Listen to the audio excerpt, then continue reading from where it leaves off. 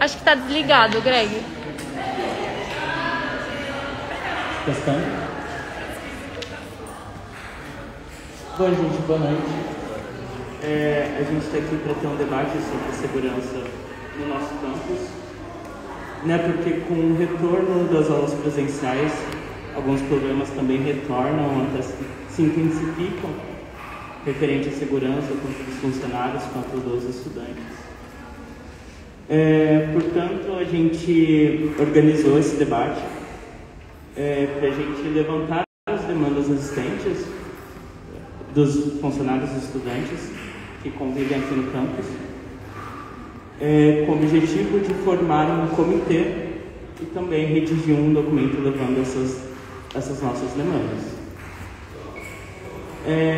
Dentre os problemas que temos observado, a gente pontua alguns que têm de grande preocupação. Primeiro, a base fixa da PM instalada no nosso campus, especialmente ao lado do CRUSP. Dado o histórico, o caráter dos dois estabelecimentos, inclusive coisas que nos remetem ao período da ditadura militar, com prisões arbitrárias e repressão, isso é um tema que temos que discutir. Segundo, a própria insegurança que vivem os moradores do CRUSP, que estão expostos a vários casos, delitos e repressões. Terceiro ponto, os diversos casos de assédio que têm ocorrido no campus. E quarto ponto, a gente reitera que o campus deve ser um lugar acolhedor e seguro para a convivência estudantil. Nisso, devemos pensar também em questões de infraestrutura, como a iluminação e a mobilidade do campus, coisas que são caras, principalmente para os estudantes do noturno. Dado isso, eu apresento quem vai debater aqui com a gente. Primeiro, professora Suzana Durão, antropóloga, professora coordenadora da Secretaria de Vivência do Campi da Unicamp. Ela orienta projetos e conduz pesquisas sobre as políticas de policiamento. Segundo, vai falar a Malu Nogueira, que é coordenadora do Núcleo de Consciência Negra da USP, militante do movimento negro e feminista. Terceiro, a Raquel Hulnick, certo? Que é arquiteta e urbanista, professora da FAO, já foi diretora de planejamento do município de São Paulo e na USP é a atual prefeita do campus da capital. E quarto, temos a Mariana Ellen, que é doutoranda na Faculdade de Saúde Pública, membro da LAMPOP, mentora do Sustentária e diretora da Associação de Moradores do CRUSP, Amor CRUSP. Bom, abrindo as salas, professora Durão, por favor.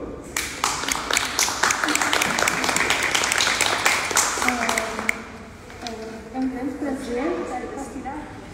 É um grande prazer estar aqui e é uma honra dividir essa mesa com vocês. Eu tenho que dizer que a professora Raquel é para mim uma referência no urbanismo, nas reflexões críticas sobre o urbanismo, e acho que vocês escolheram muito bem, modéstia à parte, escolheram muito bem a mesa. As pessoas que são importantes de se ouvir, né, e debater. Eu vou rapidamente apresentar o nosso projeto prático, projeto atual, né?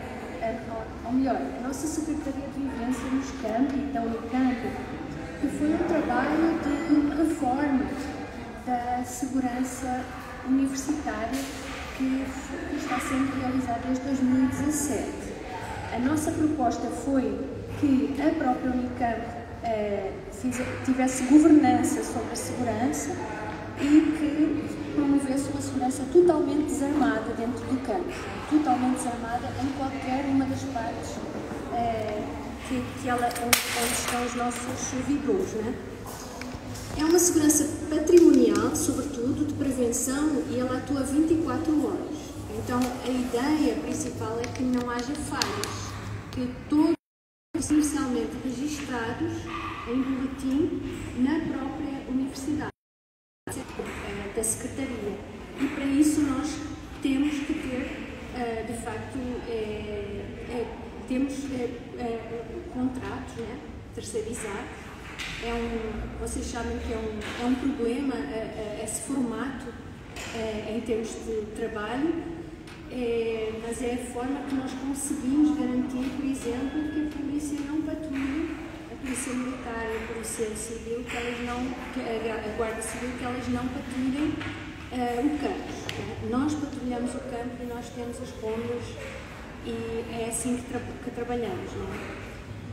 Bom, nós fazemos também reuniões periódicas com o Conselho de Barão Geraldo, né, que promove, digamos assim, a relação entre as polícias ali na região e, nessa medida, nós temos a relação com as autoridades policiais a partir do entorno, mas à partida eles só são acionados por Vila Campos quando existem problemas de criminalidade séria. Então, à partida, é isso. Em geral, o que na Secretaria os vigilantes fazem, os agentes de segurança fazem, é a proteção a pessoas e mediação de conflitos, segurança institucional também da reitoria, apoio à área da saúde e muito trabalho também no sentido de qualquer coisa que aconteça com os estudantes e com os funcionários é imediatamente acionado. Portanto, o modelo é de segurança preventiva, participativa e colaborativa. Como nós acreditamos nesse modelo, nós quisemos fazer isso de uma forma organizacional, não apenas digamos assim, uma campanha de imagem. Então, nós promovemos um modelo interdisciplinar. Integramos os saberes académicos, administrativos e operacionais. Estamos constantemente a ter reuniões e a trabalhar juntos com, por exemplo, os supervisores de segurança, né, que são aqueles que vão gerir o trabalho de todos os agentes de segurança. Nós temos, portanto, temos equipas mistas, né? Equipas mistas de agentes de segurança e, neste momento, das empresas Partner e Qualitec, que são as empresas que estão, neste momento, contratadas. Servimos a comunidade, o objetivo é que, de facto, o registro de ocorrências corresponda à realidade, ou seja, as coisas são para estar escritas e, ao estarem escritas, nós podemos fazer política pública. Ao escrevermos tudo o que acontece no campo, nós podemos saber exatamente como é que está a segurança, podemos estudar, podemos ver os pontos vulneráveis, podemos agir. Então, a ideia, desde que eu cheguei, foi promover a ideia de que todo mundo tem que escrever os registros, né? Promover uma maior utilização do serviço. E também temos uma inovação que eu considero uma das coisas mais interessantes que a gente inventou, que é o conceito de vivência universitária, que nós criamos nesse conceito de vivência universitária, que tem mais de 30 unidades e órgãos representados. Tem o STU, tem a Unicamp, tem pessoas da área da saúde, dos serviços sociais, tem as representações estudantis todas lá também. Nós trabalhamos com a comunidade no sentido de criar grandes projetos que vão fazer a vivência existir, né? Precisamente para fazer aquilo que você estava dizendo, que é mexer não só nas infraestruturas, como também em políticas de trabalho, políticas que melhorem a qualidade de vida das pessoas. Recentemente nós também tivemos um caso tivemos na retomada, tivemos problemas de segurança, mais no que diz respeito a assaltos e furtos, mais furtos até. Não houve questões de assédio por enquanto e não houve problemas de maior, digamos assim. Claro, os assaltos também são muito graves, obviamente, mas não tivemos grandes questões com vítimas, né?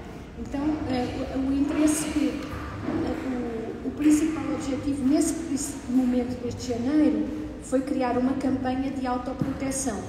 uma campanha que levasse as pessoas a ter consciência de que, ao haver mais movimento ali na região e ao movimento de muitos estudantes, muitas vezes vulneráveis, né, nas repúblicas e na moradia estudantil, criar essa ideia de que é preciso ter um certo cuidado, né, e se proteger. Aquelas coisas básicas de proteção, não deixar as coisas nos veículos, etc. E aí nós também promovemos uma campanha intensiva da SBC, que a gente, como estando disponível, né? Como estando disponível 24 horas. Então nós temos um serviço de achados e perdidos, né? Para as pessoas, um serviço de escolta sobretudo para os estudantes do noturno, né? Escolta quando há, por exemplo, é preciso deslocar à noite em grandes pedaços para outro lugar dentro do campus ou até ao limite do campus, né? Então as pessoas podem ligar e pedir, solicitar esse serviço. Nós temos também um botão de pânico, um aplicativo com um botão de pânico quando há algum tipo de situação de risco, as pessoas podem acionar esse botão. E temos também uma ambulância que se chama Vidas, que é um trabalho de cooperação com a área da saúde. Então nós temos o SECOM, que é o Serviço de Atendimento de Saúde Primário da Unicamp, então nós temos essa Vidas que circula também e atende situações de risco. Então nós criámos essas 6 dicas de autoproteção também, no sentido de ajudar as pessoas a não, mas com essa perspectiva assim, ter consciência, mas não ter medo, porque o medo é o grande governo do mundo atual, né? Então assim, a ideia é se mexer, não é ficar parado. Então nós fizemos isso, depois se vocês quiserem ver com mais detalhe, enfim, é sobretudo um alerta, né? Mas era também um alerta de solidariedade, que é preciso não ficar, de facto, não resistir a não frequentar a rua, resistir a ficar em casa, resistir a não se apropriar do espaço público, né? Bom, eu queria só dar uma última palavra sobre o conceito de vivência e dizer que o Conselho de Vivência Universitária tem, por exemplo, para vocês verem, tem dois grandes projetos que eu considero muito importantes e preventivos e também concretamente que valorizam concretamente as pessoas e o espaço público. Um que é sobre o urbanismo tático, é um projeto de ruas completas, que é um projeto de parceria entre vários órgãos, em que vai envolver alunos também e vai ter intervenções de pinturas no solo, né, para tornar o solo, a vida muito mais alegre e assim, enfim, um projeto artístico além de urbanístico, né?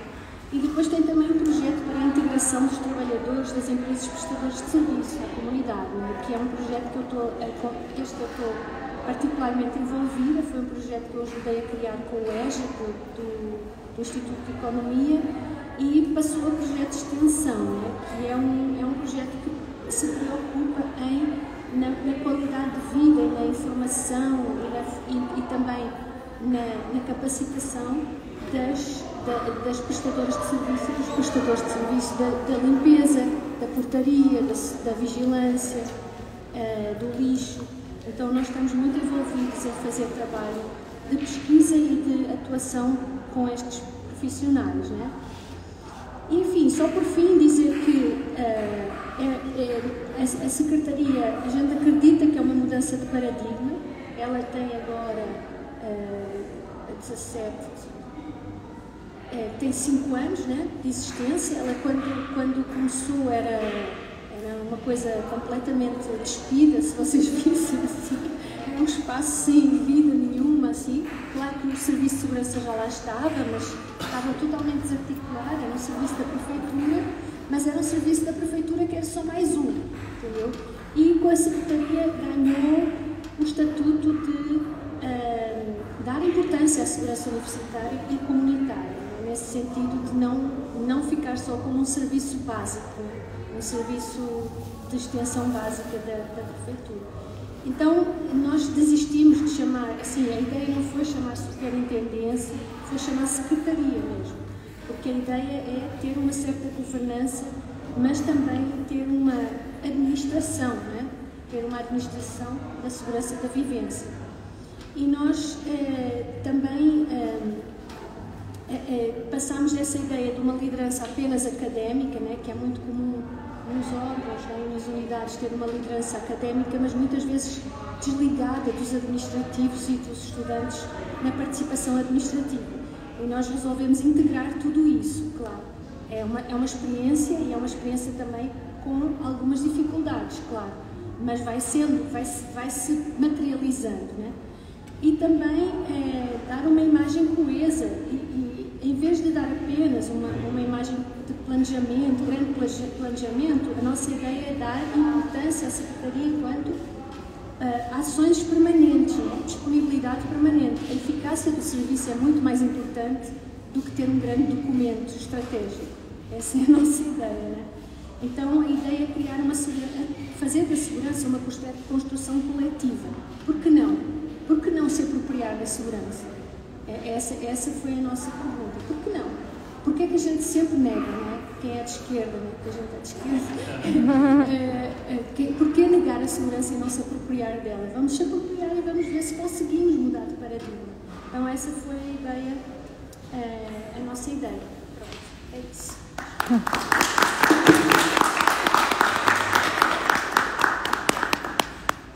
Obrigado, Suzana. Agora eu vou passar a fala para a Malu. A gente pode fazer pergunta ou é depois? No final, vai estar aberto para perguntas.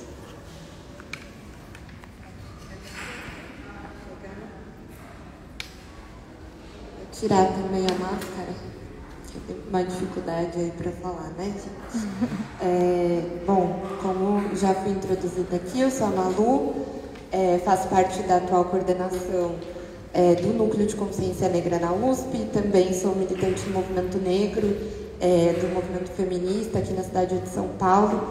Queria saudar a iniciativa desse debate, porque eu acho que a gente, de fato, vive com a retomada, mas também antes dela, uma necessidade bastante latente de fazer uma discussão como essa sobre segurança aqui dentro do campus da USP, mas também pensando de uma forma um pouco mais extrapolada, né, estratégica, do ponto de vista do que é o debate de segurança e os espaços universitários, os espaços escolares, né?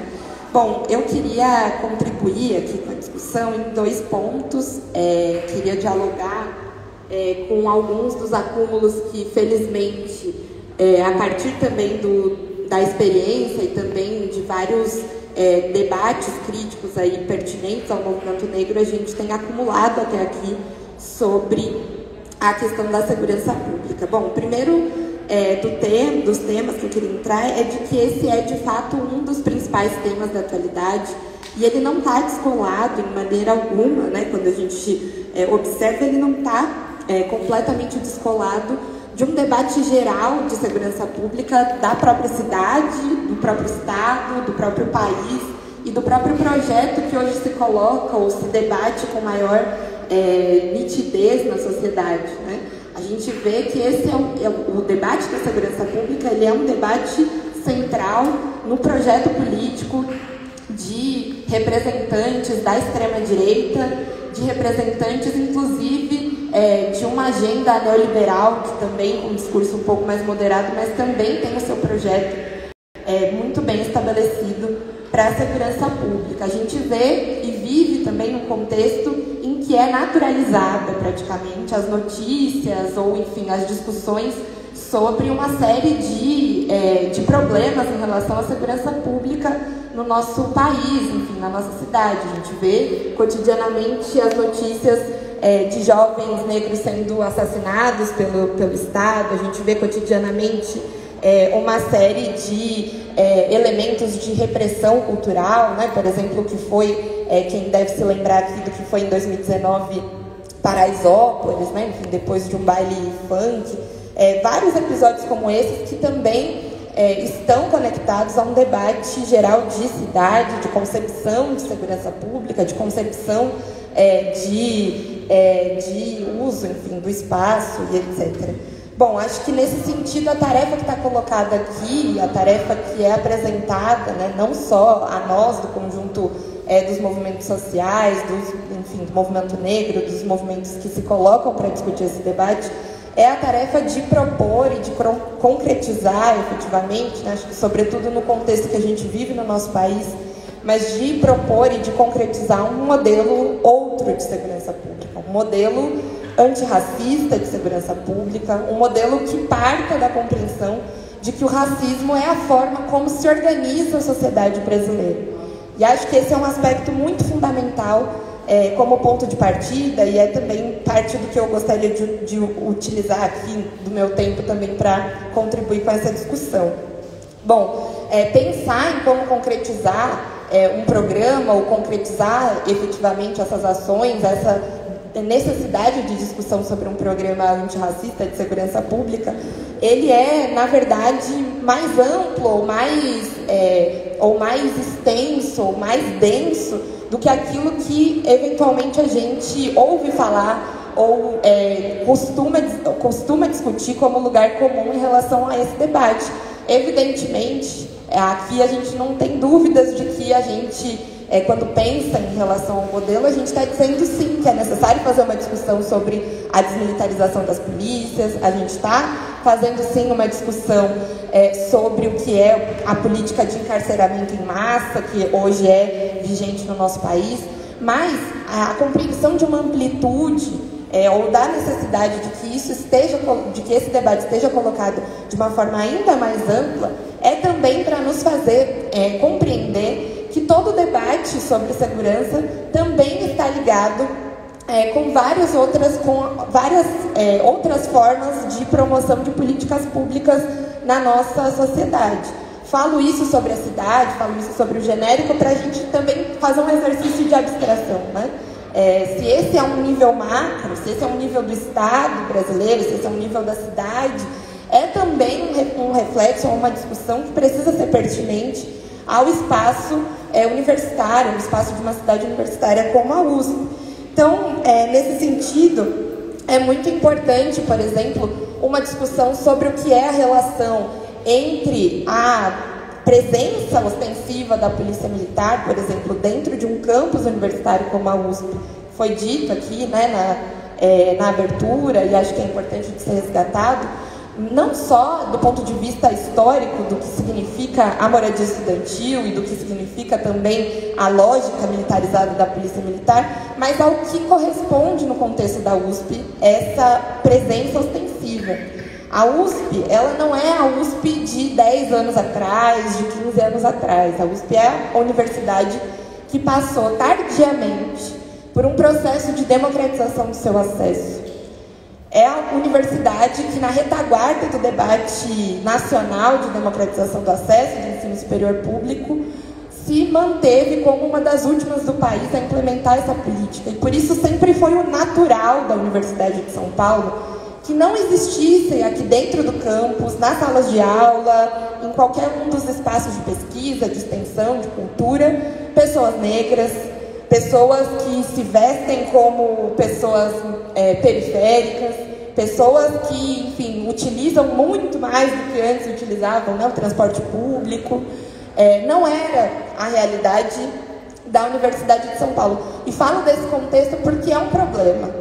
Quando a gente vê, no momento em que a universidade começa a mudar, enfim, e colocar para dentro aqueles e aquelas que são a maioria da nossa sociedade, uma resposta também esteja colocada a esse nível, como uma reação, praticamente.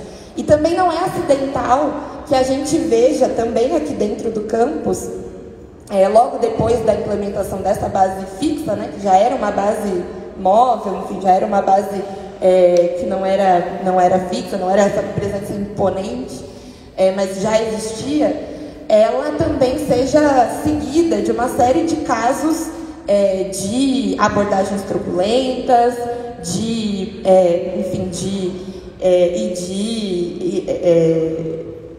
enfim, encaminhamentos aí, né, para a delegacia, enfim, de detenções.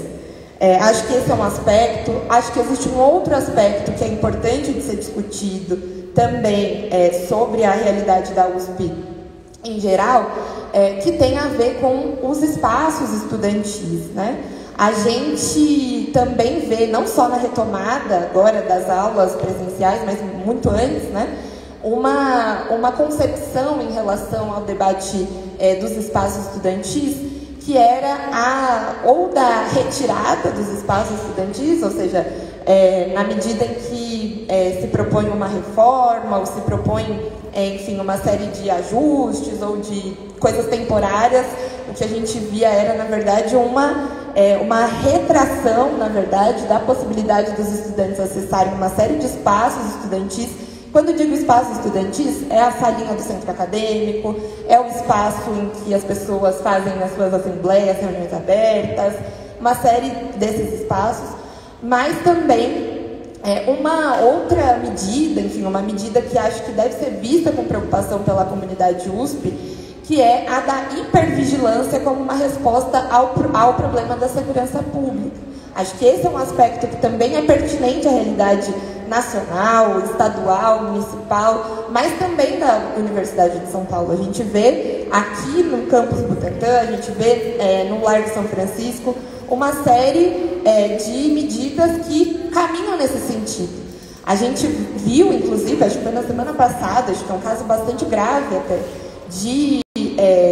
dessas câmeras, né, sendo utilizadas, inclusive, numa reunião pela diretoria da ECA, para, enfim, culpabilizar os centros acadêmicos, culpabilizar as entidades estudantis sobre as manifestações, enfim, culturais, as manifestações que estavam acontecendo no espaço estudantil.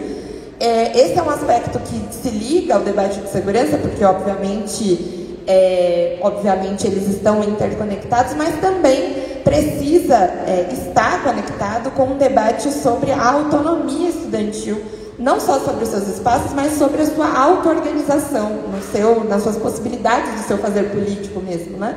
Da mesma forma que foi uma fotografia de um momento, enfim, de descontração e etc., poderia ter sido uma fotografia de um momento de articulação política, de um momento, enfim, de debate político, enfim, de iniciativas auto-organizadas do movimento estudantil, e isso é bastante grave. E queria, enfim, caminhar aí para o fim e terminar também esse momento aqui das discussões, também falando um pouco sobre a necessidade desse acúmulo e dessa concepção mesmo de segurança pública, que acho que deve ser comum a um projeto de país, a um projeto de Estado e, com certeza, a um projeto de campus universitário, que é, de fato, que parta do antirracismo como um elemento fundamental, ou seja, que entenda o papel do racismo na organização da sociedade brasileira, que, portanto, consiga conectar esses debates, consiga conectar o porquê é um problema uma presença ostensiva da polícia militar no momento em que a Universidade de São Paulo se democratiza e passa por um processo de enegrecimento, mas que também consiga avançar, e acho que é muito importante todas as colocações que a professora Suzana colocou antes da minha intervenção, que caminhe no sentido de um projeto, de um modelo de segurança pública que parta de segurança pública na realidade do campus, né? Mas que parta de um pilar democrático, que parta de um pilar de participação da comunidade universitária, que leve em consideração fóruns e os espaços que sejam também compostos pelos setores que fazem a universidade, não só aqueles que estudam, né, que estão nas carteiras, mas também aqueles que trabalham, aqueles que lecionam, aqueles que, enfim, estão no espaço da universidade, e também com medidas, né, e acho que são muito importantes também as iniciativas que caminhem nesse sentido em todas as esferas, porque a desinformação também é uma cegueira em relação à implementação de políticas efetivas e também de políticas que não lesionem, enfim, enfim, direitos também importantes e muito caros, né? No caso aqui citei da auto-organização estudantil, mas poderia ser da auto-organização de trabalhadores e de tantas outras formas de auto-organização política. E acho que esse aspecto, fundamentalmente, né, ele é muito importante de ser, enfim, respaldado aqui dentro da universidade do ponto de vista da elaboração de relatórios, do ponto de vista da elaboração de mapeamento de uma série de demandas, ou, enfim, das próprias ocorrências, né? Muitas vezes é nebuloso a forma como a gente debate aqui na USP, quais são os principais casos, né? O medo, como é colocado, ele é um produto mesmo, né, da forma como os debates são colocados sobre segurança. Na USP não seria diferente, né? Nos noticiários a gente vê a USP é muito perigosa, a USP tem assalto, a USP teve assassinato. A gente vê, inclusive, né, esse alardeamento, essa venda do medo, mas a gente não tem muito concretamente também muitos dados, muitos relatos, muitas fontes de informação também, para que a gente consiga avançar num programa um pouco mais completo para o problema de segurança aqui dentro do campus. Então, acho que são esses dois pontos, enfim, queria finalizar com isso, mas acho que são esses dois pontos que fundamentalmente queria trazer aí para a gente conseguir discutir e também avançar, né, num programa, num projeto popular e democrático de segurança para o campus.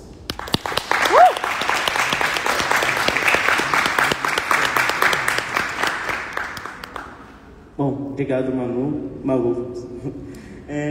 Se alguém tiver pergunta, é só levantar a mão que eu anoto. Agora eu vou passar a fala para a professora Raquel Holnick.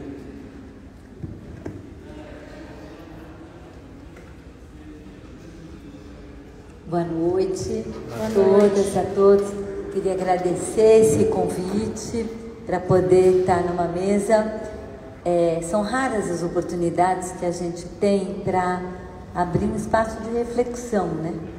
Um espaço de reflexão para valer, porque nós estamos falando de um tema hipercomplexo, nada fácil, absolutamente central, sem soluções fáceis, né, de seu enfrentamento.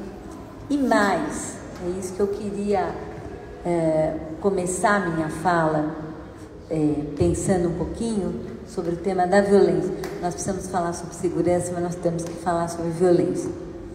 E se a gente não falar sobre violência e não entender o que é a violência na sociedade brasileira, nós não vamos entender o bolsonarismo, não vamos entender o racismo, não vamos entender como nós temos uma cultura política e social baseada na ideia da violência e que utiliza cada vez mais a linguagem e o repertório da violência para poder lidar com os conflitos. E aí a gente inclui feminicídio, a gente inclui outros temas que são fundamentais para enfrentarmos. Antes de entrar um pouquinho nisso, e essa reflexão que eu quero trazer, porque nós temos dificuldade de falar sobre violência, muita dificuldade, porque é duro mesmo, e porque é duro reconhecer a onipresença da violência em nós, na nossa sociedade, como um elemento estruturador. Então é como se existisse uma sociedade pura e linda, vítima, né, de uma meia dúzia de violentos, né, arbitrários, e que bastaria então afastá-los da nossa convivência e a partir daí todos nós estaríamos felizes. Se a gente não entender de que forma a violência constitui a cultura política e social das relações humanas, das relações de gênero na nossa sociedade, como isso está entranhado e como isso ganhou nas últimas décadas, porque me parece que ela sempre existiu, ela é muito estruturadora, né? Talvez a figura mais central, desde que Bolsonaro representa exatamente isso, mais do que o senhor ou o escravo, é o capitão do mato, né? O que é o capitão do mato? Capitão do mato é aquele que vai exercer a violência defendendo os interesses do coronel e do senhor, reprimindo, né, quem são os trabalhadores, quem são, e é alguém do mesmo grupo social ou de um grupo social absolutamente próximo, né? Ele não é filho do senhor, ele não é da elite aristocrática, ele é do mesmo grupo social, mas ele exerce o seu poder em cima da sua capacidade de exercício da violência e da repressão sobre os corpos. Então, pensar que nós somos uma sociedade que começa a se estruturar sob a égide de uma estrutura como essa, onde o capitão do mato tem um lugar central, vocês vão entender isso, entender como isso foi se transformando, inclusive agora, mais recentemente, na linguagem dos agentes da ordem, e os agentes da ordem hoje estão misturados na nossa prática de organização e gestão territorial e controle territorial entre os serviços de segurança formais, né? A polícia militar, sobretudo, que aliás foi muito bem colocada, a polícia militar é uma excrescência da ditadura. A polícia militar, ela foi uma espécie de acordo para que se pudesse fazer a transição pós-ditadura, mantendo um controle militar sobre a polícia. Então e tem vários trabalhos que mostram isso, mostram como ela faz uma conexão entre a lógica empregada do uso da força e da repressão na ditadura e a continuidade disso no cotidiano da vida da cidade e da sociedade.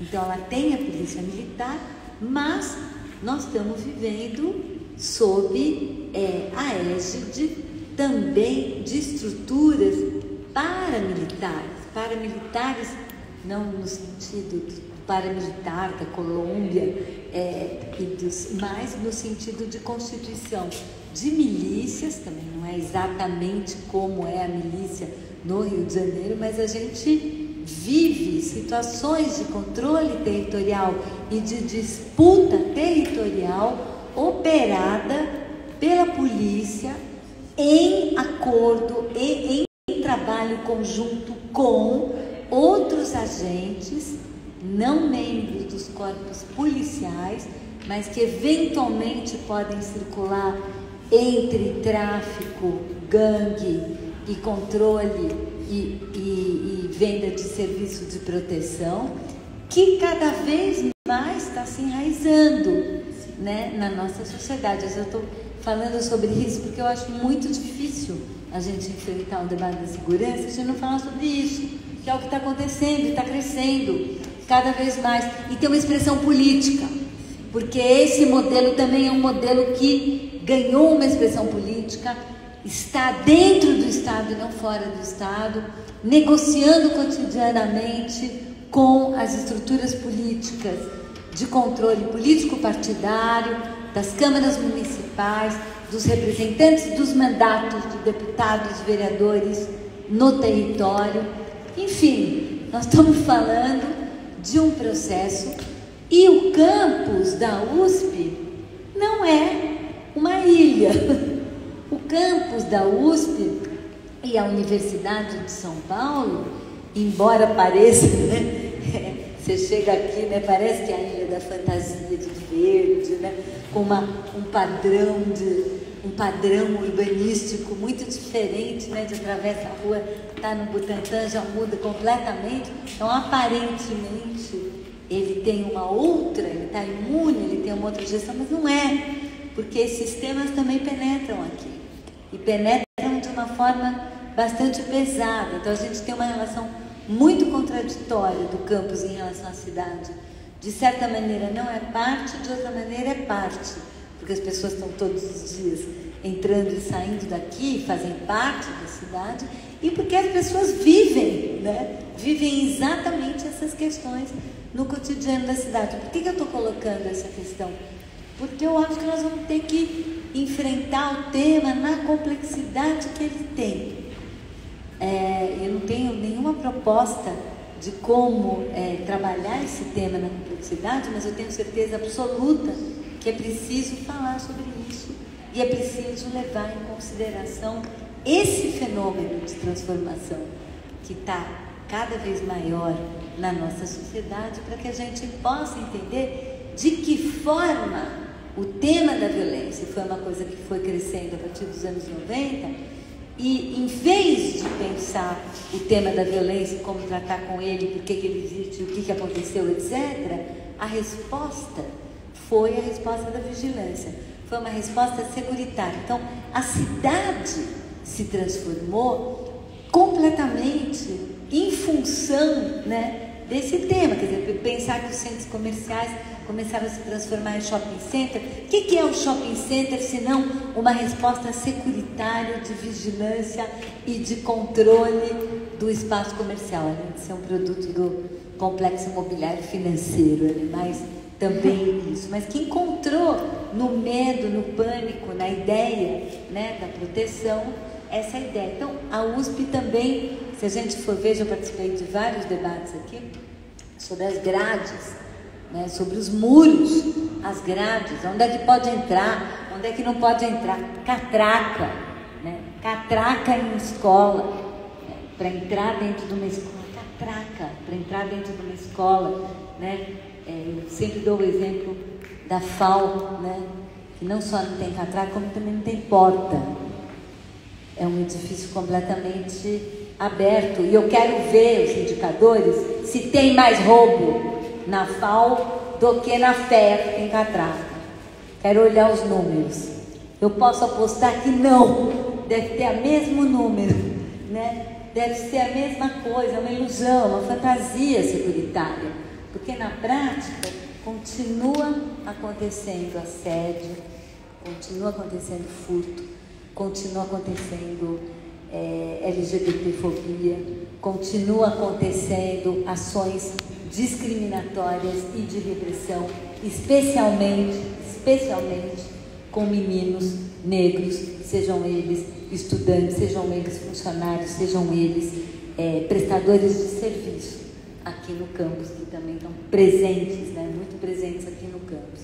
Então, eu acho que a gente tem uma dimensão, sim, urbanística e espacial desse debate. Acho que essa é um pouco a minha missão aqui, né? Não é um muro, não é uma grade, não é uma câmera, muito menos uma câmera de identificação facial que vai resolver o tema da violência. Pelo contrário, essas ações são ações que catapultam e induzem o crescimento da indústria da segurança e da tecnologia da segurança, da empresa de segurança e do complexo industrial e de serviço financeiro da segurança, né? Então, acho que isso é importante a gente entender. Por outro lado, eu achei muito legal o espaço ter sido aberto, dizendo: nós queremos estar seguros aqui, nós não queremos ficar atacados, nós não queremos ser roubados e roubadas. Nós, meninas, mulheres, queremos andar pelo campus livremente, né, com a roupa que a gente quiser, à vontade, sem ter medo de ser atacado. Então, tem uma questão concreta de como, não é só uma questão imagética, tem uma questão concreta, e a demanda que vem aqui é dessa questão concreta. Para a gente poder concluir essa questão, que eu não quis trazer nenhuma proposta aqui, eu quis mais problematizar esse tema na complexidade que eu acho que ele tem, dois esclarecimentos aqui. Primeiro, a prefeitura do campus não é encarregada da segurança desde que foi criada uma superintendência de segurança. Então, nós acabamos entrando lateralmente nesse tema, né? Embora eu possa dizer para vocês que a gente tem conversas, umas 2, 3 conversas por semana com a Secretaria de Segurança, porque tem uma interface o tempo inteiro, né? O tempo inteiro das coisas que acontecem no campus e como que a gente pode trabalhá-las, né? E nesse sentido, eu acredito que a proposta que foi trazida aqui pela Suzana, aqui, foi reafirmada também pela Malu, é a ideia central, que eu acho que a melhor contribuição que a gente pode fazer para esse debate aqui é a democratização do debate da segurança. Não só a democratização do debate, mas a democratização do processo decisório sobre a segurança. Quem decide quais são as medidas? Quem decide o que vai acontecer? Quem decide quais são as prioridades do ponto de vista, né, do cuidado e da proteção? Me parece que a gente não tem hoje, não tem no campus, uma instância democrática, né, e participativa para tratar do tema da segurança, como a gente não tem uma instância democrática e participativa para trabalhar vários outros temas aqui também, e que eu acho que seria e será muito importante, será muito importante construir isso conjuntamente com a representação estudantil, com a participação dos docentes, com a participação dos funcionários, e me parece que essa experiência da Unicamp pode ser também uma experiência inspiradora para a gente pensar e falar. A última é só respondendo a questão da iluminação. A prefeitura implantou, mas vocês não sabem como era a iluminação, né? Todo mundo que está aqui mais recente, essas luzes que estão aqui de LED, inclusive luzes de calçada, não existia nada disso, né? Foi uma implantação de um sistema novo de iluminação que aconteceu aqui e que tem falhas. Então, agora, do ponto de vista da prefeitura, nós já estamos localizando os locais que não têm a iluminação adequada para aumentar, né, aumentar a quantidade de postes de luz e de luz da calçada. E eu já quero de cara pedir para vocês que, se puderem fazer, do ponto de vista dos estudantes, marcar esses pontos, especialmente do pessoal do noturno, quais são os pontos de sombra, de escuro, para que a gente possa priorizar, porque assim, a primeira coisa é a luz, é a iluminação, e a segunda coisa é a informação, né? Me parece que essa estratégia do Unicamp de poder informar o que fazer, como trabalhar, qual que é a instância que pode te apoiar, tudo isso são medidas de gestão, não são medidas de investimento complicado que podem ser implantadas, né, sem grandes custos e, portanto, imediatamente, né? Acho que tem um aplicativo, né, que eu conheci aqui, que é um aplicativo da segurança que já foi implementado, que você pode marcar, né, os problemas, pode marcar os pontos escuros, pode marcar várias coisas, mas isso também pode ser muito melhorado, né, do ponto de vista da relação com o sistema de cuidado. Obrigada.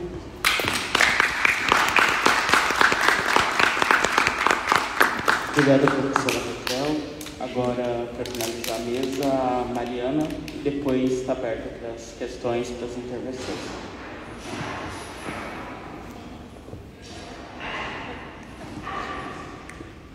Boa noite a todos. Meu nome é Mariane, né? Eu sou moradora do CRUSP e agora estou na direção da Associação dos Moradores. Então, acho que eu vivo um dos lugares mais inseguros aqui da USP, que é o CRUSP.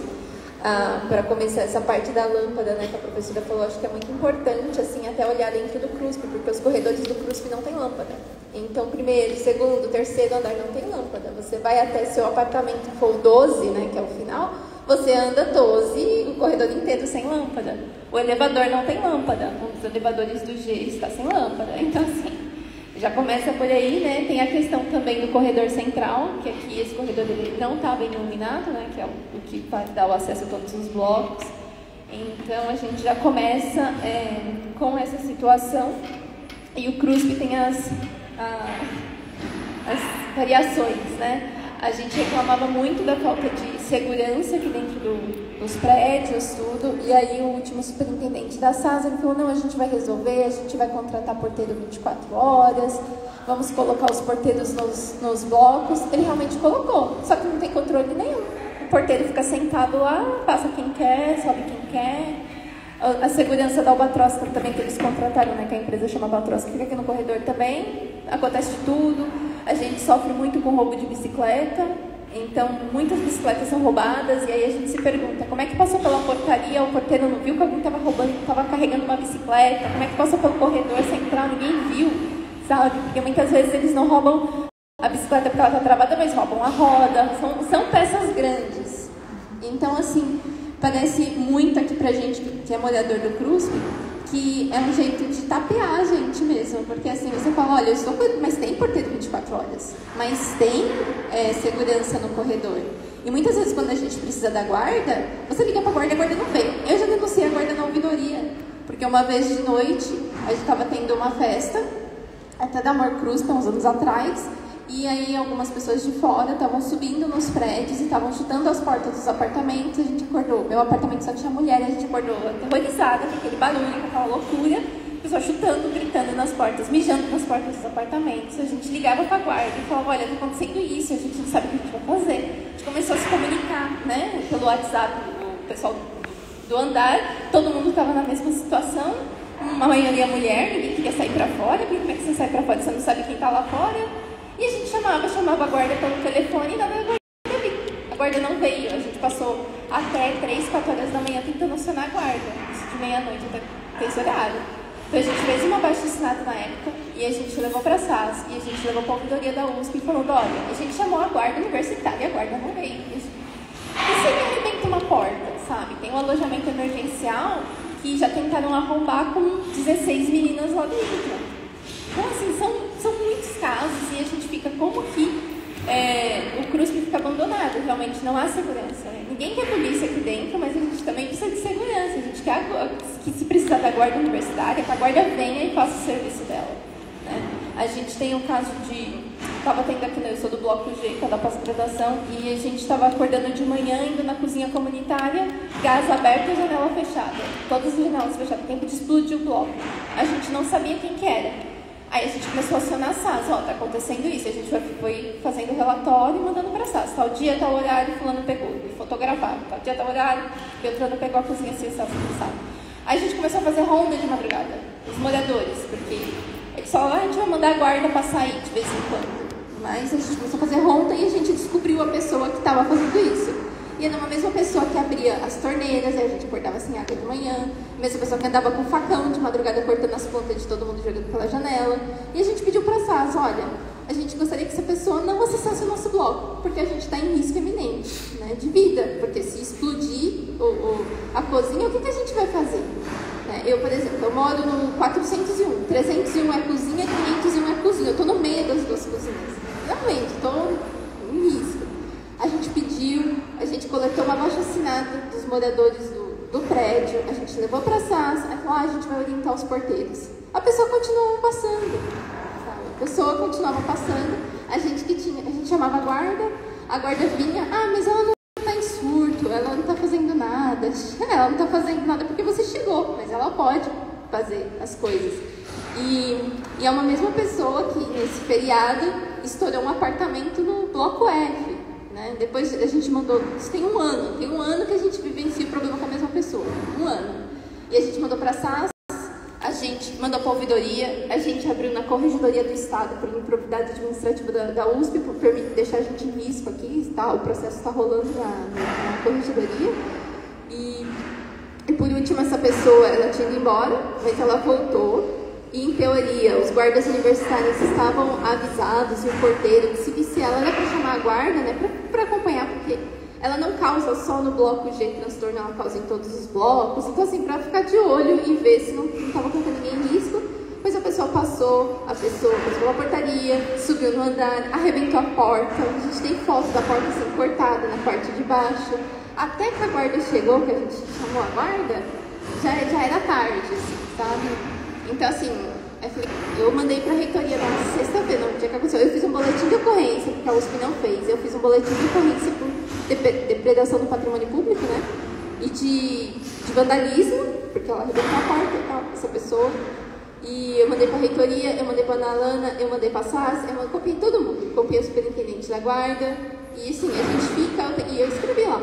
Olha, a gente já tem vídeo dela, tudo isso a gente mandou para a SAS.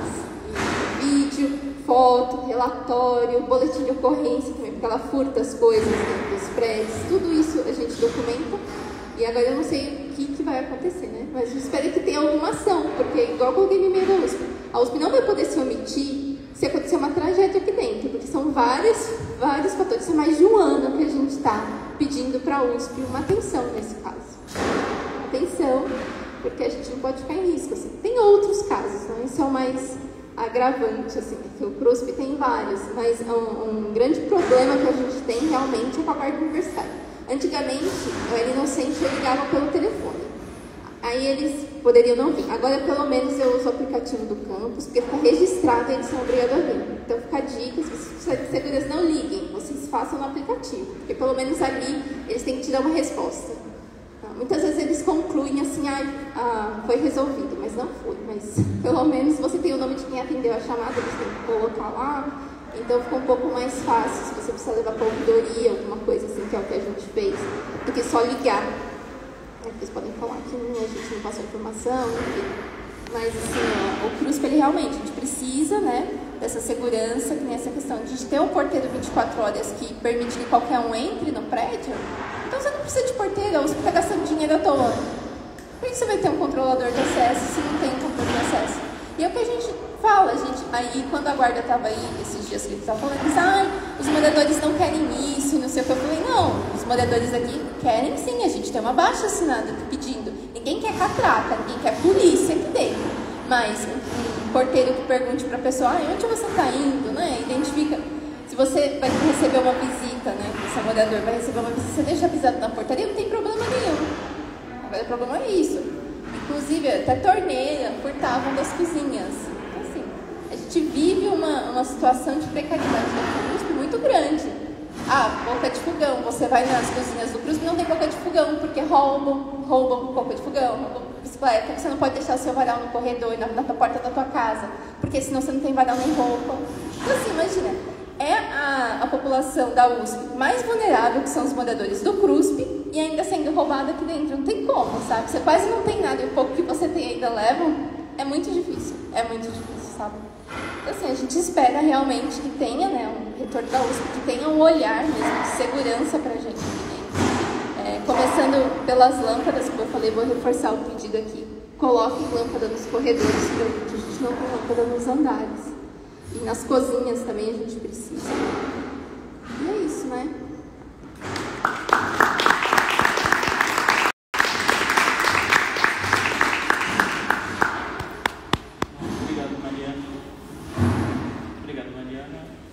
Agora está perto das questões. Eu tinha pedido. Hã? Posso começar? Tem 2 pessoas inscritas. Quer começar? Não, pode. Pode falar. Tá bom, me chamo Natália. Levanta lá, bicho. Se quiser falar. Vai lá à frente. Está transmitindo. Dá pra ouvir? Sim. Tá, eu me chamo Natália, eu sou do Coletivo Feminista Macabeia e da União Feminista, o Coletivo da Letras, e da União dos Coletivos Feministas, a GIL. Eu queria trazer a questão de gênero para o debate. Faz mais ou menos um ano, um pouco mais de um ano e meio, assim, que eu trabalho com isso. E a grande questão que a gente tem de violência, eu tenho perguntas para cada uma de vocês, tão grave que é, mas que eu vejo, por exemplo, esse ano, a gente tem 2 casos de assédio estranhos. Um de uma pessoa que foi se masturbar aqui na vivência e outro de um carro passando na rua. Eu mesmo fui assediado por um desses caras, por o cara da rua, fiz o boletim de ocorrência, a polícia, campeão da China, depois eu fiz perguntas, tá, gente? Desculpa. A polícia teve a coragem de me dizer que não existe estupro na USP, que não existe assédio na USP, porque diminuiu 80%, só que na verdade as pessoas têm medo de denunciar. O que a gente recebe do coletivo, eu recebia toda semana, no mínimo, uma menina que sofreu violência de gênero na faculdade, E a polícia me diz que não existe violência de gênero na USP, porque todo mundo sabe que é mentira. Outro problema que a gente tem, porque a gente está falando de violência, mas quando a gente pensa em violência, a gente acha que ela é englobada dentro.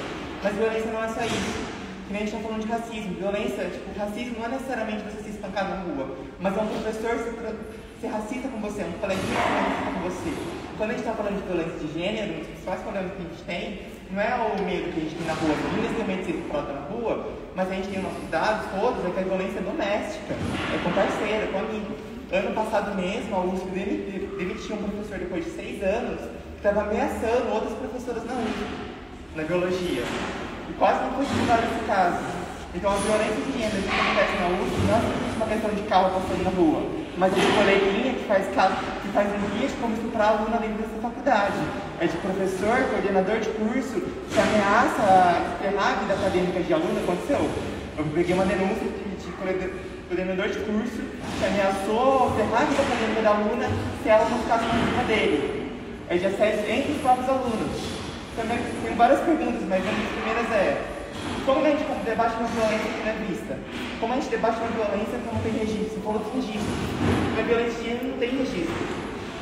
As meninas da letras, eu estou querendo andar com faca. As meninas veio falar comigo, querendo andar com faca, com procedimento. Eu falo para ela: olha, você não pode andar com surpresa. Mas o que eu vou responder? A polícia militar. A menina foi do CRUSP, a polícia militar está, obviamente, só para espancar, não está para proteger. A polícia, quando eu fui fazer o boletim de ocorrência, é um boletim de ocorrência muito falho.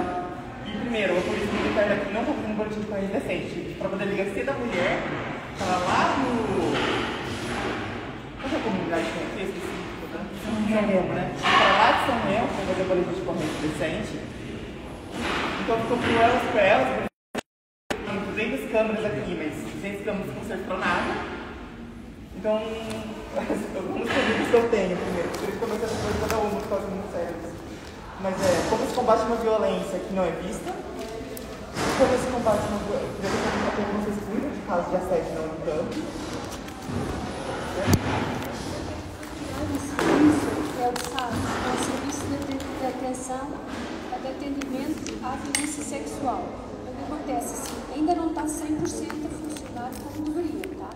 Mas a gente começa, assim que há uma denúncia, a SBC entra em ação, a Secretaria de Vivência, e faz o registro todo e depois leva para os SADs, para os SADs continuar. Eu mesma já fiz um lugar um dia no feriado. Não havia mais ninguém para atender. Vou fazer a pergunta depois. Eu fiz um relatório completo de caso com um indígena menor de idade que foi violentada por um moço na monarquia estudantil. Eu fiz um relatório completo, houve todo um debate, todo um trabalho em cima disso. Agora, não vou dizer que é perfeito, nós temos um monte de problemas para resolver, mas está na linha do nosso trabalho de não termos um grande investimento na década passada com a criação de direitos humanos. Dentro da direitos humanos, nasceu a SBC, elas são irmãs, gêmeas. A ideia é que dentro da diretoria fossem criados serviços precisamente para lidar com a violência de género e com a questão do racismo. Agora nós estamos a fazer cada vez mais parcerias, porque já tem uma certa maturidade. Mas a professora Raquel tem razão, muito disto tem a ver com gestão cotidiana, recorrente, permanente, ver onde é que estão as falhas e corrigir.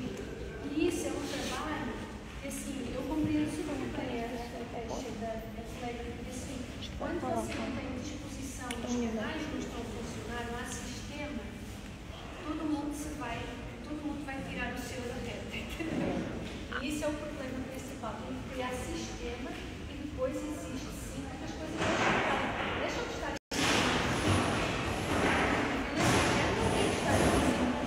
Não está, não pode. Acho que a gente pode fazer todas as perguntas primeiro e depois.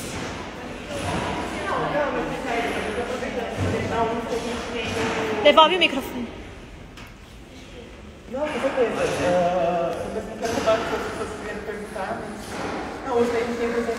mulheres. Só que com mulheres não serve pra nada, gente, sinto muito. Várias vezes eu tentei contatar o USP com mulheres, nunca responderam a gente. Ano passado ficou um grande breu de como denunciar a violência de gênero aqui na faculdade. Na verdade, é um grande breu, mas denunciar, o USP não tem um sistema único de denúncia, depende quase exclusivamente dos coletivos e dos comissões de direitos humanos da faculdade. Então, justamente, minha pergunta é essa, não é justamente quem é o culpado pela violência de gênero na USP, isso que eu quero chegar no ponto. Minha resposta seria justamente a reitoria, seria justamente a questão que está aí. Porque se a polícia, se a reitoria não coloca uma polícia para bater nos estudantes do CRUSP, que não monitora, se a gente tem um estatuto que até agora não reconhece nenhuma violência de gênero, um estatuto que é quase como desde a década de 80, demora 6 meses para demitir um professor que assedia outras professoras da biologia, na verdade o que a gente está tendo é alguns casos conservadores de um elitismo crescente de proibir outras minorias dentro dessa faculdade.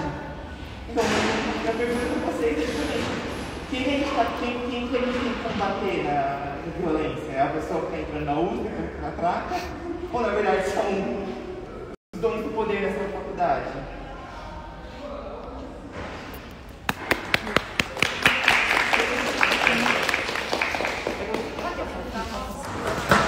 Gente, ó, desculpa, eu não quero ser respeitado por ninguém, olha só. O que acontece? Oi, gente. Boa noite para todas, todos.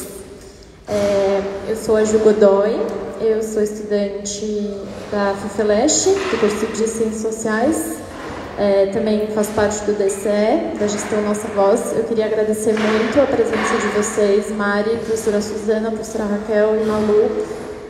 Eu acho que é fundamental a gente estar debatendo aqui essas questões. E eu queria levantar alguns problemas, assim, que a gente, né, da Gestão Nossa Voz tem enxergado nessa questão da segurança e tem tentado trazer, como foi falado aqui também antes, junto com o movimento negro, junto com os estudantes organizados, os moradores do CRUSP, já há algum tempo aqui na universidade. Eu acho que é fato e a gente tem que tomar como uma verdade que a violência, ela não é uma coisa que existe só aqui, né? Ela é uma coisa que ela é universal, não exclusiva à universidade, mas isso não faz com que não seja também função da universidade lidar com a violência e com a questão da segurança. E eu acho que, de muitas formas, a universidade, nos últimos anos, tem tratado a questão da segurança como uma questão de proibição. Então, assim, quando eu entrei na faculdade, eu logo entrei no DCE e uma das primeiras atividades que eu acompanhei foi o julgamento de um dos casos de estupro da medicina, que, por sinal, resultou, né, em absolutamente nada, né, do ponto de vista da justiça e também na universidade, né.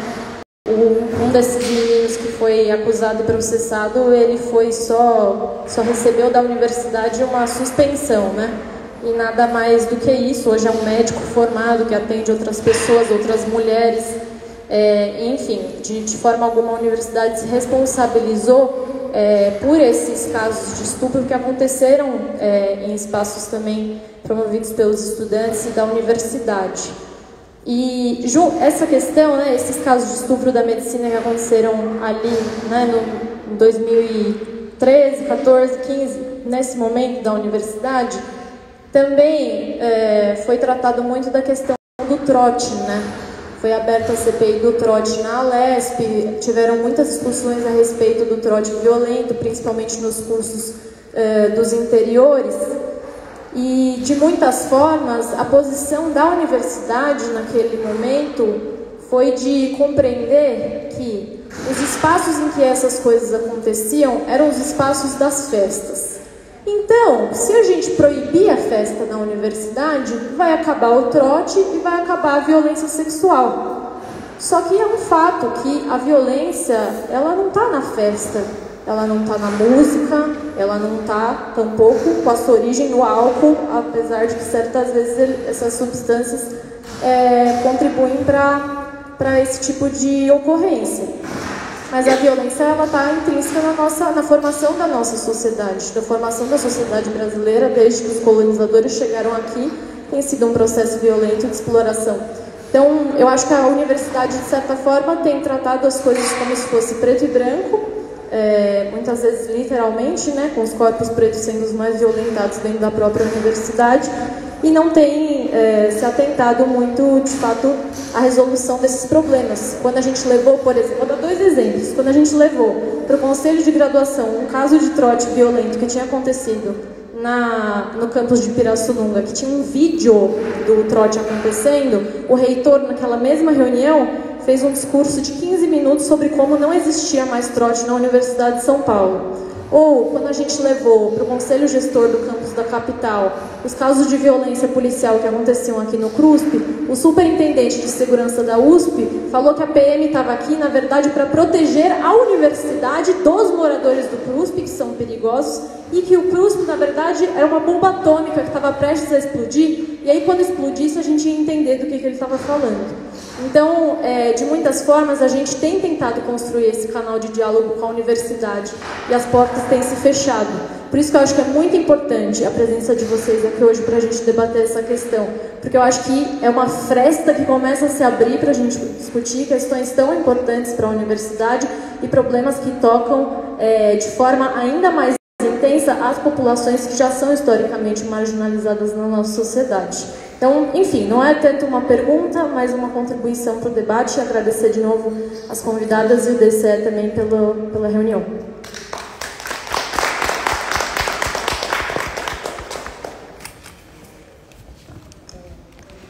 Oi, pessoal, eu sou a Ana, eu sou formada na Sinfran e atualmente eu estudo aqui na FEA. Na verdade, eu também ia fazer mais uma contribuição. Eu gostei muito das falas, acho que foi muito qualificado todo o debate. E eu gostei especificamente sobre o ponto que acho que quase todas as convidadas falaram sobre a importância da gente ter fóruns coletivos e pensar esse tema a partir de uma perspectiva coletiva. Porque eu acho que, tanto a partir da minha formação enquanto jurista e tanto a partir da minha vivência no movimento estudantil e dos espaços que eu pude ocupar aqui na universidade, fiz parte do conselho universitário por 2 gestões, o que eu vejo muito é que a gente não tem esses espaços para dentro da universidade. A gente não tem espaços de discussão, de formulação e de tomada de decisões conjuntas, em que a gente possa, enquanto estudantes, enquanto corpo docente como um todo, né, e os funcionários conseguirem contribuir. E mais do que isso, aquelas pessoas que nunca puderam entrar aqui dentro da universidade, né? Aqueles e aquelas que são parte também da comunidade USP, seja porque vivem no seu entorno, seja porque utilizam um hospital universitário, seja porque utilizam os serviços da universidade de alguma forma, mas que não podem estudar aqui dentro, não podem dar aula, e tudo mais. Eu entendo que essas pessoas também precisam estar envolvidas ainda mais num debate acerca da questão de segurança. Porque quando a gente vai discutir a questão da segurança, eu acho que até a Ju traz um pouco desse debate, a gente também precisa, ao meu ver, debater, ocupar mais os espaços. Né? Quando a gente tem os espaços mais ocupados, quando a gente tem a população aqui dentro da universidade, eu acho que a gente também consegue enfrentar esse debate com uma qualidade melhor, e os problemas também, eu acho que eles vão se reduzindo do que da forma como a gente tem hoje. A professora Raquel falou, né, de que a USP hoje não é uma ilha, mas ao mesmo tempo é uma ilha, porque ela é cercada de muros, e é muito seletivo quem pode entrar hoje aqui.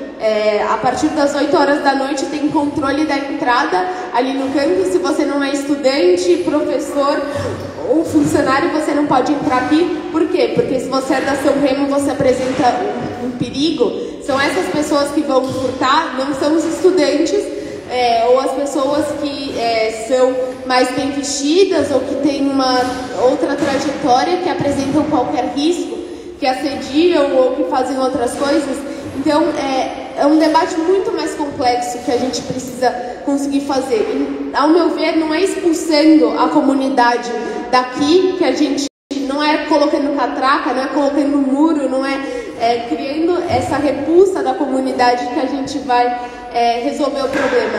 Pelo contrário, trazendo a comunidade mais para dentro da universidade, seja nos processos de tomada de decisão, que se tornem processos coletivos, como as nossas mulheres convidadas, e não podia deixar de ressaltar isso, muito bem colocado, mas mais do que só nas decisões, né, na nossa vivência, no nosso dia a dia, porque só assim, realmente, eu acho que a gente pode enfrentar esse problema que, de fato, é um problema muito complexo, que, de fato, não tem uma única resposta, com qualidade e priorizando aqueles e aquelas que são corpos e são pessoas mais vulneráveis historicamente. As pessoas pretas, pobres e periféricas, especialmente as mulheres e os LGBTQIA+, que também historicamente estiveram para fora dessa universidade. Então era isso que eu queria pontuar, porque acho que também é um ponto importante para o debate. É isso, obrigada.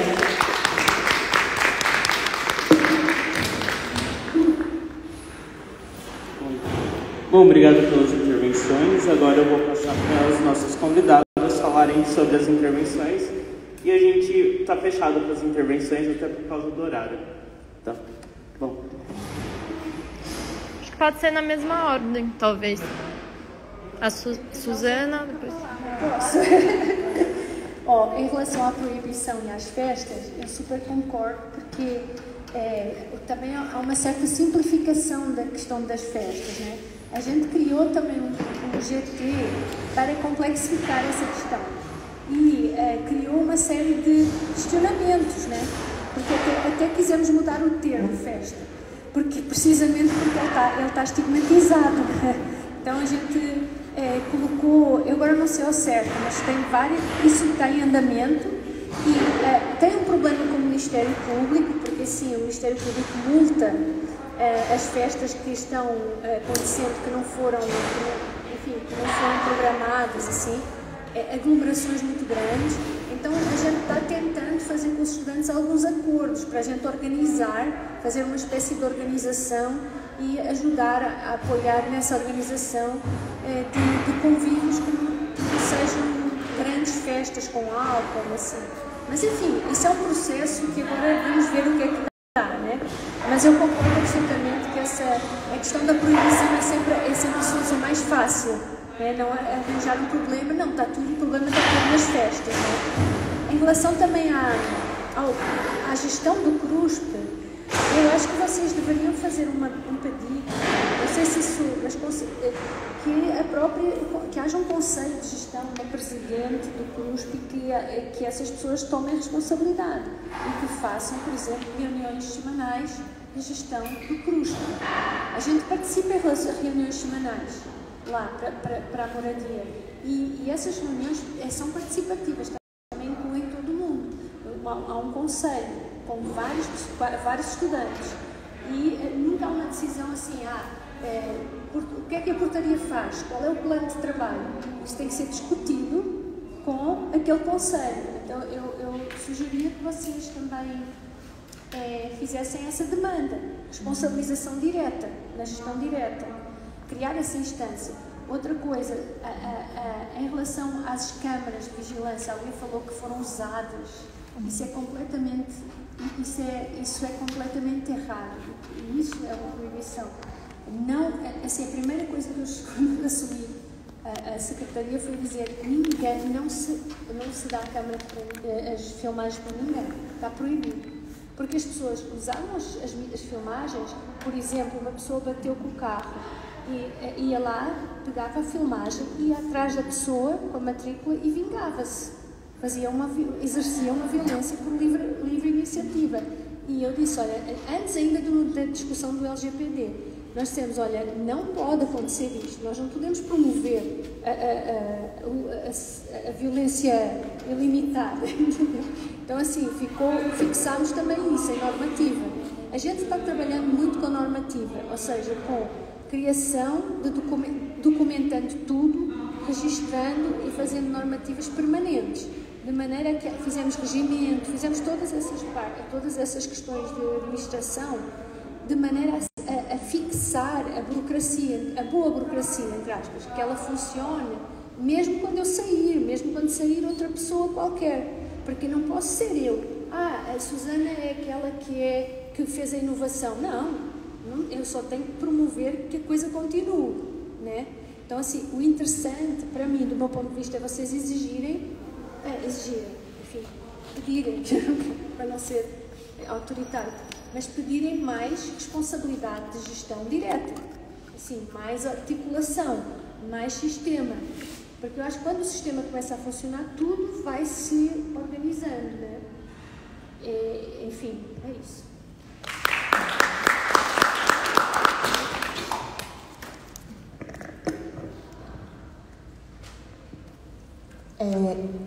Gente, acho que o debate foi bastante importante e, como vários de nós aqui dissemos, né, muito inicial também, porque esse é um debate que, como várias das intervenções, das perguntas colocaram, ele não está desconectado de um problema geral, de um problema estrutural, de como se organiza a nossa sociedade, e até por isso quis começar no início, falando sobre o papel do racismo na organização da nossa sociedade e também da relação do racismo com as políticas gerais mesmo, que hoje são colocadas em termos de segurança pública na nossa cidade. Eu quis fazer esse exercício, quero continuar ele aqui, para a gente pensar, por exemplo, o que é o papel da Polícia Militar, como eu disse, na repressão cultural, em relação aos espaços, né, do que são os bailes funk, do que foi Paraisópolis, mas também do que são e do que é a imposição também de uma lógica militarizada para a Guarda Civil Metropolitana, que é um fenômeno um pouco mais contemporâneo e que vem crescendo de uma forma bastante acentuada aqui em São Paulo, principalmente, com casos, inclusive, de assassinatos de jovens negros por parte da Guarda Civil Metropolitana. Estou falando sobre isso porque esses são modelos que, como a própria professora Raquel disse, além de ser um projeto político, ele é gestado, ele é, enfim, implementado cotidianamente a partir de uma política de Estado. E quando a gente, de fato, quer discutir um outro programa, um outro projeto de segurança pública para a nossa sociedade, mas também para a realidade da universidade, é muito importante que um pilar não só seja o pilar do antirracismo como um elemento central, mas também de uma outra concepção da lógica de organização da segurança pública, da segurança do que é comum.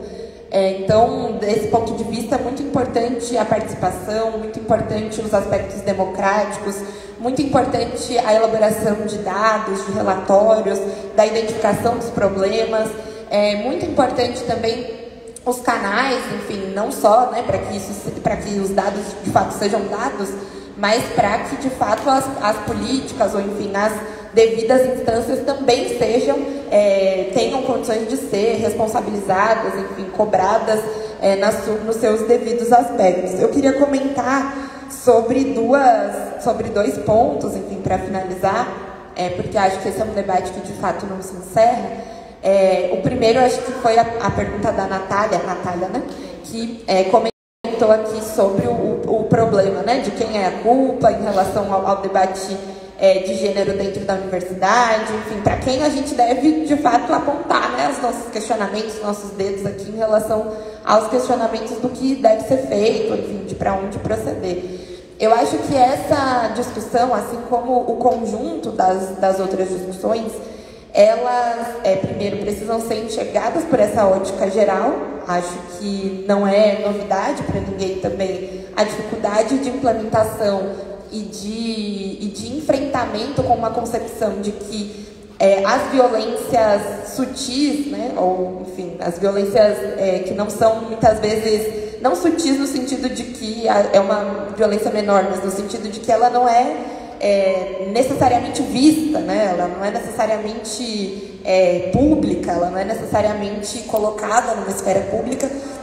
ela é uma violência que possui uma necessidade de enfrentamento também de uma forma estratégica. Então, nesse sentido, acho que foi uma conquista da auto-organização das mulheres da USP a criação do escritório USP Mulheres. Por exemplo, eu também sou dessa mesma geração enfim, viu esses casos de estupro, viu casos de uma série de violências acontecendo nessa universidade e lutou para a implementação, para a criação. Acho que existem outras necessidades que desde a sua concepção a gente já apontava, que era limitado, que era necessário uma série de outras implementações, uma série de outras reformulações para que esse sistema, né, enfim, de acolhimento de denúncias, etc., passasse a ser não só um canal de acolhimento de denúncias ou, enfim, um espaço no ar, né, enfim, um vácuo, mas que fosse, sim, um canal de transformação das culturas políticas e das culturas de combate à violência de gênero no espaço da universidade. Então, acho que cumpre um papel ainda hoje muito fundamental a auto-organização dos movimentos de mulheres aqui dentro da USP, nesse sentido, e acho que essa é uma luta que deve ser continuada, para que, de fato, a gente tenha condições cada vez mais de apontar, então, os questionamentos para de quem a gente deve cobrar. Se é um caso, enfim, de uma agressão por parte de um docente, a quem a universidade, enfim, vai conceder aí a responsabilidade de que seja, de fato, averiguado, de que seja apurado, de que seja eventualmente punido. Então, a gente precisa, de fato, seguir nessa disputa em relação ao aprimoramento daquilo que foram conquistas também do conjunto do movimento aqui dentro da USP. Essa é um pouco a minha opinião sobre esse aspecto, que eu acho que diz sobre a violência de gênero, mas diz também sobre a violência racial aqui dentro da universidade. Eu falei sobre a presença ostensiva, falei sobre a abordagem truculenta, mas é verdade também que é uma questão da violência racial, o aspecto de como é lidada o aspecto da desigualdade social aqui dentro da nossa universidade. Isso também não pode deixar de ser dito, né? Não tem permanência para quem?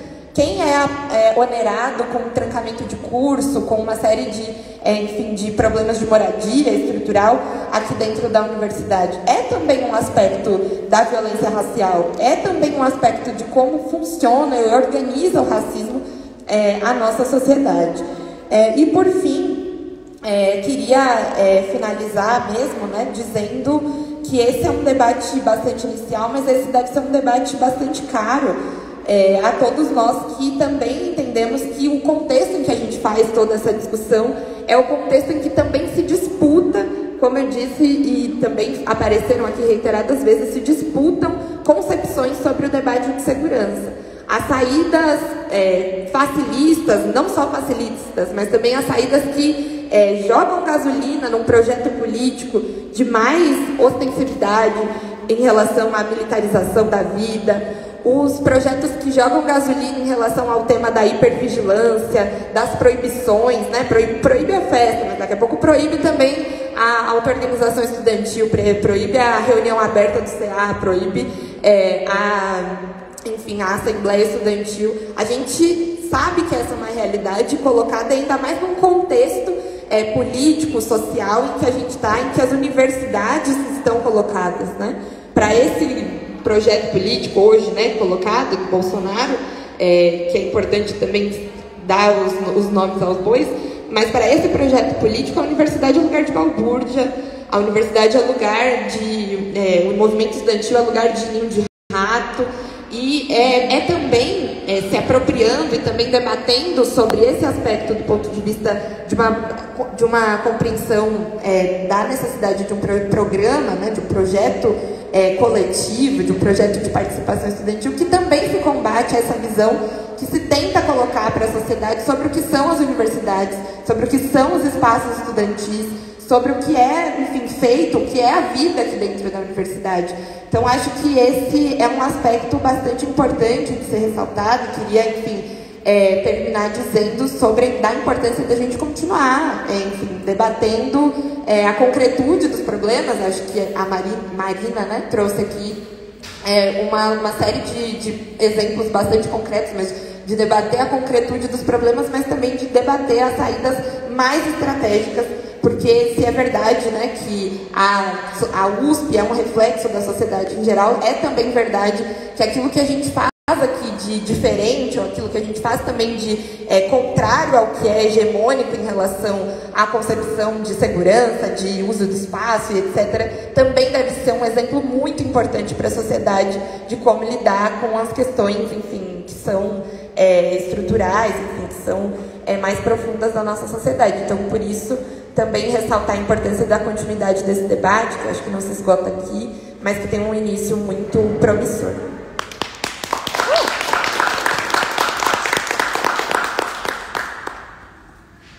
Vou começar por onde a Malu parou, de novo, né? Fazendo eco. Acho que foi colocado muito claramente para nós, no âmbito, pelo menos, da Prefeitura do Campus, a ideia de que aqui pode e deve ser um espaço experimental de construção de outra política urbana, de outra política territorial. Por uma série de razões, a gente tem uma possibilidade concreta de fazer isso aqui. Tem condições aqui melhores do que condições em geral na cidade para se experimentar. E políticas em relação a todos os temas. Nós estamos falando da questão energética, estamos falando da questão do lixo. Como é possível que a gente recicle só 10%, 15%, 20% do lixo aqui?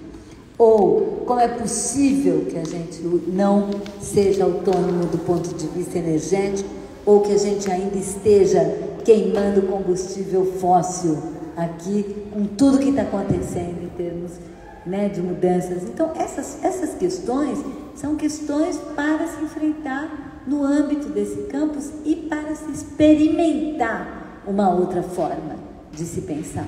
E acho que o tema da segurança, né, também deve ser um tema desse tipo. Acho que não é possível a gente pensar em todos os temas, em todas as questões, mas pelo fato de que o tema segurança, ele articula a questão racial, ele articula a questão de gênero, ele articula a questão da liberdade e autonomia, né, estudantil e de todos que estão aqui. Eu acho que ele tem uma capacidade muito importante de incidência sobre outros temas importantes. E eu acho que a gente pode tentar imaginar uma experiência de construção participativa de uma estratégia de segurança, e surgiu aqui a ideia, um pouco inspirada também pelo que foi trazido pela Suzana, de se pensar num conselho, né? Um conselho participativo para continuar refletindo e pensando e discutindo e ouvindo, né, todos os pedaços, um espaço seguro onde as pessoas possam falar e contar o que está acontecendo, e um falar e o outro ouvir e tentar imaginar como que a gente pode enfrentar essas questões que, como eu disse, não são nada fáceis. Respondendo também a questão que aqui tem aquelas coisas malucas de divisão de trabalho, né? A CEF, que é a Superintendência de Espaço Físico, cuida dos prédios, e, portanto, da iluminação no corredor dentro do CRUSP. A Prefeitura cuida do espaço público, né, do campus, portanto, da iluminação que está colocada ali no entorno. É ridículo falar isso, porque é um jogo de empurra, mas não, é uma divisão de trabalho, a gente tem diálogo total com a CEF e com as outras instâncias para a gente discutir isso junto e tentar enfrentar isso de uma forma coletiva, né? E fazendo, ao mesmo tempo que a gente vai bolando um sistema de gestão da segurança de outro jeito, com outra lógica, já ir enfrentando algumas questões concretas e já ir melhorando e avançando, né, em coisas que já podem ser resolvidas de imediato, né? Então, eu queria agradecer essa oportunidade e dizer que eu acho que a gente está, a Prefeitura do Campus está muito disponível para a gente pensar uma construção como essa. Obrigada.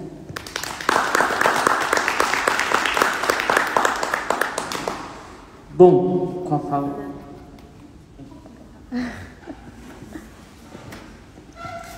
Só queria, na verdade, completar o que a Natália colocou, que é sobre a pessoa, né, que praticou um ato de violência aqui, que eu recebi mais denúncias, e assim, dessa pessoa já ter sido xenofóbica, racista, e a pessoa continua aqui, em frente do DCE.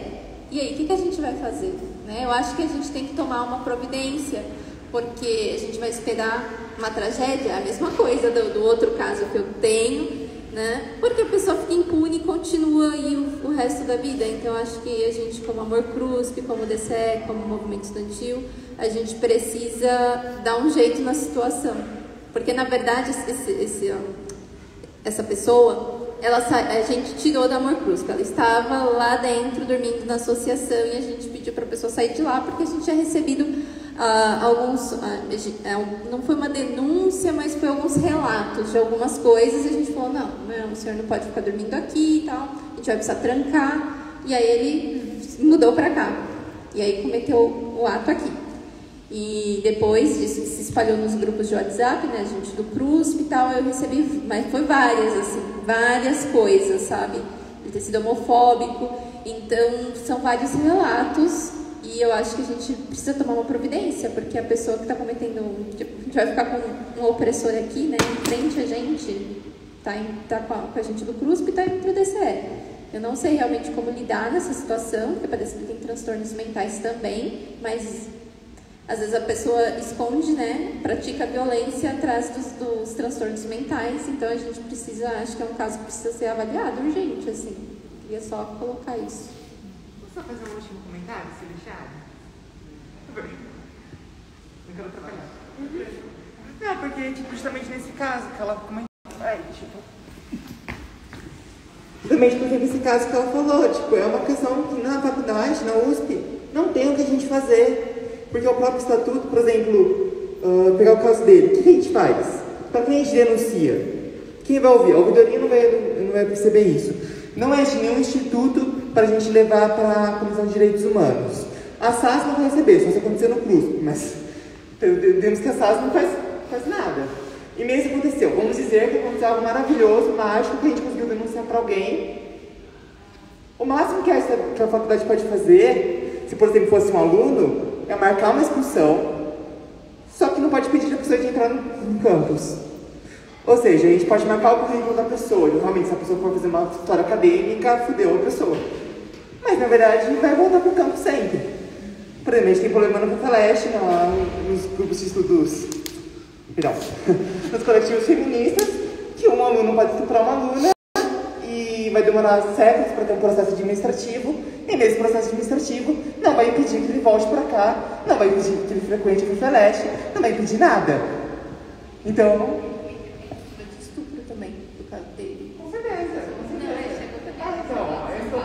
O problema da violência da USP de gênero, o problema da violência na USP é que o próprio estatuto da USP não prevê violência nessa faculdade. O próprio estatuto não acha que tem violência aqui. A reitoria não aceita que tem violência aqui. E a gente não tem nem como falar isso. Eu vou sair da FEFELESH, eu vou sair da USP, vou me formar. A Ju vai se formar. Você vai se formar. A gente vai passar e esses problemas vão continuar. A rede não cala vai continuar aí, tipo... A gente, no caso, foi formado no coletivo de professoras, formado perto da divisão do estupro, da medicina, ou de caso. E a gente vai continuar vivendo de casos de medicina, de estupro, é isso que vai acontecer sempre. Então, os alunos se mobilizam, mas os alunos não têm força nenhuma, a gente não tem conversa com a diretoria, a gente não tem poder nenhum, mas a gente que se defende. Então, tipo, desculpa estar falando dessa fala tão grande assim, mas os alunos não confiam na polícia, não confiam nas comissões de direitos humanos, não confiam em ninguém, confiam nos coletivos, mas os coletivos não têm poder, e mesmo se a gente tivesse poder, não teria estatuto nenhum para fazer nada. Então, para mim, o problema de segurança na USP parece um problema sem fim, que é o próprio problema da nossa sociedade estruturalizada. Um problema de uma violência cíclica que não tem fim nunca.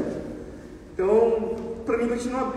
É meio debate, muito obrigada pelo debate mesmo, mas para mim continua aberta a grande questão, tipo... Não tem nada que a gente pode fazer. Para mim parece que continua, não tem nada, não quero ser niilista, nem nada, mas... Já também teve um caso de uma moça que ela invadia os espaços, ela não furtava, mas ela invadia os espaços e ela destruía tudo. E aquilo foi um problema, a gente tinha que resolver de alguma forma, mas a gente não podia, porque a gente tinha essa formação que é não agir corporalmente com a pessoa, é só fazer. Então a gente fez várias coisas, foi estudando o caso, a gente fazia reuniões para estudar o caso, aí fomos encontrando soluções. E às tantas, por isso que eu te digo, o sistema é importante, cara, porque assim, às tantas a gente conseguiu um apoio de um SOS de Campinas que lidava com pessoas com distúrbios e o SOS foi lá, começou também a conversar com ela e a certa altura ela própria decidiu ir-se embora, entendeu? Claro, demorou um certo tempo, mas foi acompanhado. Nunca houve uma invasão corporal, entendeu? Nunca houve uma força, uma ação de força. Embora a gente também tenha, por exemplo, uma formação de pessoas que a gente precisa às vezes, por exemplo, de impedir a pessoa que vá cometer alguma coisa. Nós temos uma formação, os vigilantes têm uma formação de contenção de pessoa, né? Mas só em casos extremos. E foi um problemão, porque assim, ela ficava na moradia, os alunos protegiam, mas por outro lado os professores e os funcionários queriam matar, entendeu? Porque ela destruía tudo dentro das unidades. Aí a gente o que é que fez? Foi monitorando e fazendo um relatório, até que chegou um momento em que deu para achar uma solução. Então eu acho que quando você tem uma equipa e quando todo mundo está a trabalhar para a mesma coisa, eu acho que tem soluções sim. Claro que não são estruturais, porque infelizmente a gente não vai conseguir mudar, por exemplo, uma coisa, a terceirização. Como é que você vai conseguir acabar com a terceirização? É um sonho, é uma utopia, entendeu? Uma utopia tipo anti-neoliberal. É uma utopia, mas é uma utopia possível, mas ainda é uma utopia. Então assim, é mesmo assim, a violência. A gente não vai conseguir acabar com a violência, com o racismo estrutural. Sem chance, porque ele é capitalismo. Capitalismo é racismo. Então assim, mas há soluções para que podem ir sendo resolvidas e podem ir melhorando. Eu acredito, eu sou super da solução, sabe? Eu não aguento sem solução, desesperar. Bom, gente, como foi dito, esse é o nosso primeiro encontro. Haverão mais encontros para a gente continuar o debate. A intenção é formar um fórum de segurança e não vai se restringir somente a esse campus. Por fim, a gente agradece a presença das convidadas e quem ficou aqui até o final. Obrigado, gente.